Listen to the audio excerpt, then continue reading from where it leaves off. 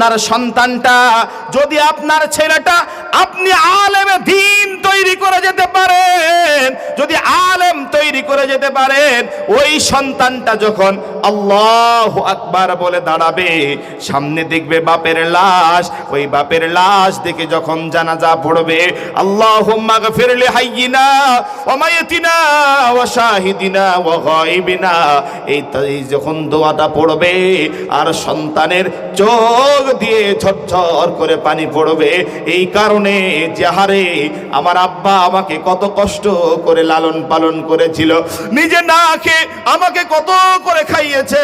ঈদের দিনে আমি বলতাম, আব্বা জান একটি আমাকে জামা দিতে হবে, আমাকে আমার আব্বা লোকের কাছে টাকা ক্রয় করে ধার করে এনে আমার গায়ে জামার ব্যবস্থা করে দিয়েছে। হারে আব্বা জান, আমি দেখতাম যে আমার আব্বার ঈদের নামাজ যে পড়তে গেছে, ওই ঈদের নামাজে যে পাঞ্জাবিটা পড়তে গেছে, পাঞ্জাবিটা কয়েক জায়গায় ডাবটি মারা আছে। সন্তান যখন এইরকম করে বাপের দিকে তাকাবে, মায়ের দিকে দেখবে, হারে মা, মা দরদি মা, আহারে কোন মা, রাত 10টা বেজে গেছে, বাড়িতে রাত 3টে বেজে গেছে, সকলের দরজা বন্ধ হয়ে গেছে, একজন মানুষের দরজা এখনো বন্ধ হয় নাই। ওইটা কে?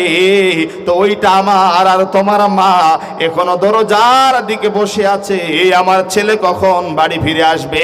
আর এইরকম করে যখন আপনার মনে, এইরকম করে ছেলের মনে যখন চোখের পানিতে বাপের জানাজার নামাজ আদায় করবে, মায়ের জানাজার নামাজ আদায় করবে, আর আমার আল্লাহর কাছে দোয়া করে বলে, রব্বির হামহুমা কামা রব্বায়ানি সগীরা, হায় আমার আল্লাহ, ও পাক পরওয়ারদিগারে আলম, ও আমার মাওলা, আমার মা আমার আব্বা ছোটবেলায় আমাকে যেমন করে লালন পালন করেছিল, তুমি সেই রকম করে আমার আব্বা আমাকে তুমি লালন পালন করিয়েন।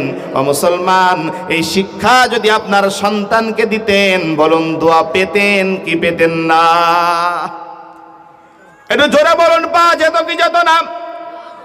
আজ আমাদের ভিতরে ঈমান তো দূরের কথা, ও মুসলমান, বলতে অবাক হয়ে যায়, আল্লাহর নবীর সাহাবারা ঈমান কখনো ছাড়েনি, শিক্ষা কখনো ছাড়েনি।